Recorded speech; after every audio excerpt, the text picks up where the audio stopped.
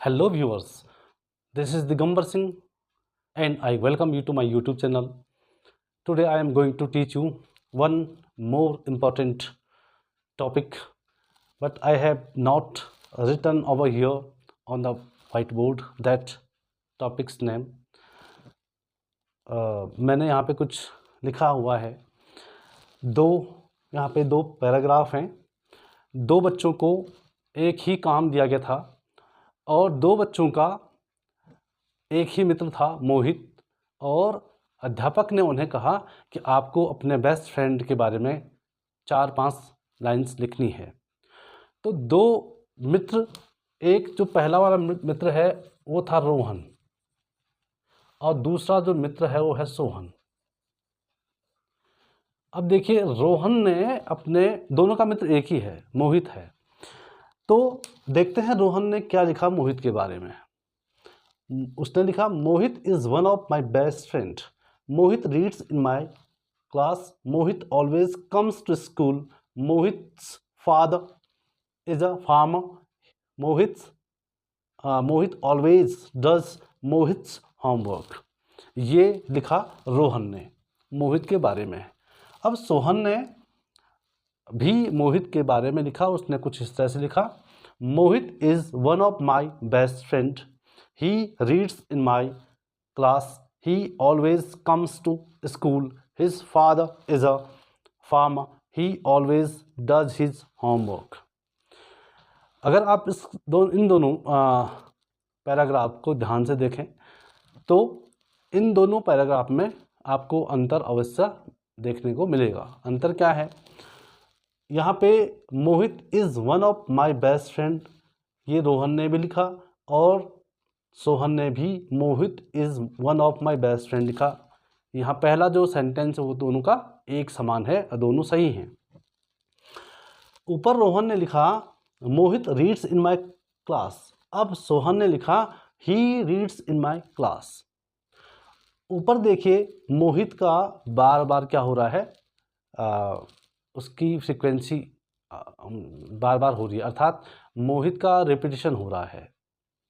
और यहाँ जो सोहन ने लिखा, मोहित के लिए उसने एक वर्ड ही लिखा, फिर दूसरे सेंटेंस में उसने फिर यहाँ पे ही लिखा, तीसरे सेंटेंस में उसने हिज लिखा, फिर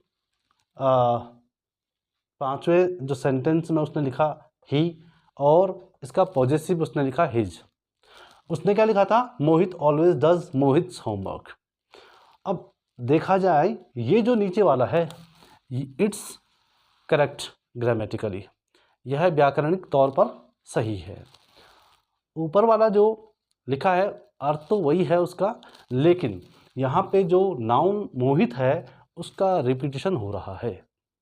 और नीचे वाले में हमने देखा कि मोहित की जगह एक या दो शब्दों का उसने और ज़्यादा प्रयोग किया है। तो आज हम जिन शब्दों का नाउन की जगह प्रयोग किया जाता है उनके बारे में पढ़ेंगे। तो बच्चों, इससे पहले मैंने दो एसेज के प्रकार बताए थे। एक रोहन ने लिखा था, एक सोहन ने लिखा था, और दोनों ने अपने मित्र बेस्ट फ्रेंड मोहित के बारे में 5 लाइन्स लिखी थी। अब देखिए, तो जो बाद वाला था सोहन, उसने मोहित के लिए कहीं पे ही और कहीं पे हिज का प्रयोग किया था। दरअसल उसने इन शब्दों का जो यूज मोहित के लिए किया, वही शब्द हमारे प्रोनाउन कहलाते हैं। हिंदी में अगर देखा है तो प्रोनाउन को कहते हैं सर्वनाम। सर्वनाम, अगर हम हिंदी की बात करें तो इस शब्द से यह आशय हो रहा है कि सभी नामों के जगह जो शब्द प्रयोग किए जाते हैं उन्हें हम सर्वनाम कहते हैं।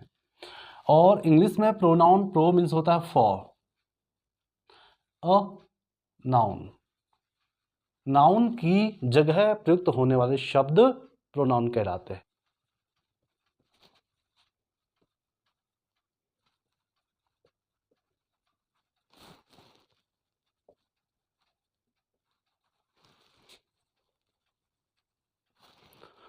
बच्चों, मैंने यहाँ पे डेफिनेशन लिखी है प्रोनाउन की, वो इस तरह से है, अ pronoun is a word that is used instead of a noun.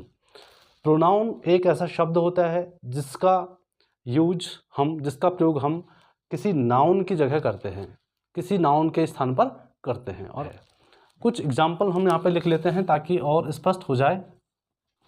तो 2 उदाहरण मैंने यहाँ पे लिखे। पहला है Suresh is a singer, he sings a song. Suresh एक गायक है, वह एक गाना गाता है। दूसरा लिखा हमने Reena is a dancer, she dances very well. Reena एक नर्तक है और वह बहुत अच्छा नृत्य करती है।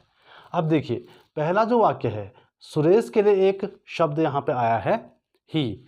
तो सुरेश को हमने रिपीट नहीं किया बल्कि उसकी जगह हमने एक शब्द ही लिखा।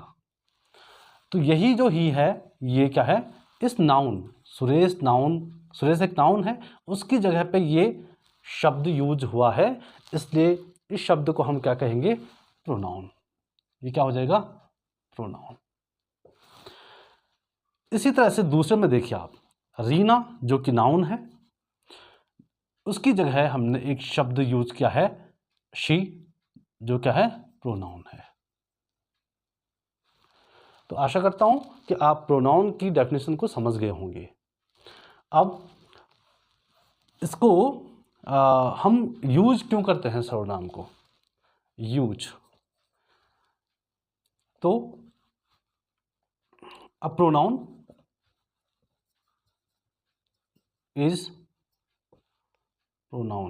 Is used to stop the repetition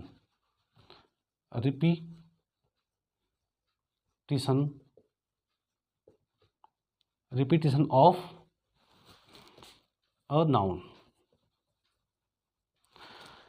हम प्रोनाउन का यूज नाउन के रिपीटिशन से बचने के लिए करते हैं, अर्थात हम बार बार एक ही नाउन का जिक्र ना करते हैं, उसकी जगह हम कुछ शब्दों को का प्रयोग करते हैं, वही प्रोनाउंस कहलाते हैं।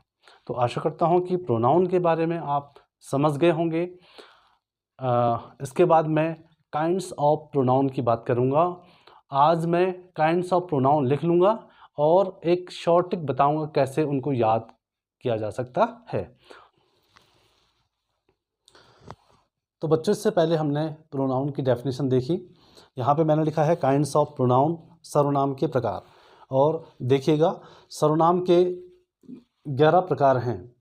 पहला है उसमें पर्सनल प्रोनाउन, जिसको हम हिंदी में कहेंगे व्यक्तिवाचक सर्वनाम। दूसरा है पॉजेसिव प्रोनाउन, इसको हम हिंदी में कहेंगे अधिकार सूचक सर्वनाम। तीसरा है डिमॉन्स्ट्रेटिव प्रोनाउन, इसको कहते हैं संकेतवाचक सर्वनाम। चौथा है डिस्ट्रीब्यूटिव प्रोनाउन, इसको कहते हैं विभाग सूचक सर्वनाम। पांचवा है एम्फैटिक प्रोनाउन, इसको कहते हैं दृढ़ता सूचक सर्वनाम।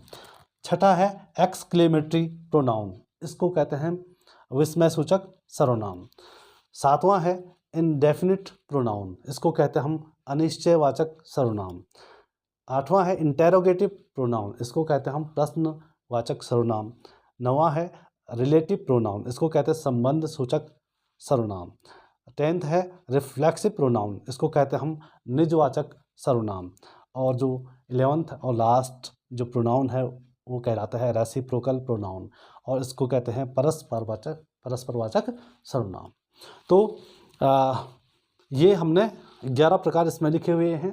अब मैं आपको ये याद इस तरह से इतना ईजी तो होता नहीं है, खासकर छोटे बच्चे याद नहीं कर पाते हैं, तो उनके लिए मैं एक शॉर्ट ट्रिक बता रहा हूँ कि how to memorize these pronoun. तो शॉर्ट ट्रिक है,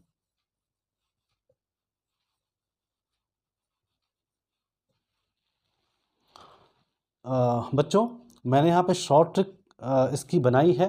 तो देखिए आप यहाँ पे देखो पी पी पी पी ये 2 बार आए हैं, डी डी ये भी 2 बार आए हैं, ई ई ये भी 2 बार आए हैं, आई आई ये भी 2 बार आए हैं, आर आर आर ये 3 बार आए हैं। तो हमने क्या देखा, पहला पी पी 2P लिखेंगे, फिर 2D, फिर 2E, फिर 2I, फिर हम क्या लिखेंगे 3R। तो 2, 2 4, 2 6, 2 8 और 3 11। तो इस तरह से हम याद कर सकते हैं। R R R R R, ये सिर्फ ये 3 हैं, बाकी 2 2 हैं। P P D D E E I I R R R, इस तरह से आप याद करोगे, आपको याद आसानी से हो जाएगा। Thanks for watching this video.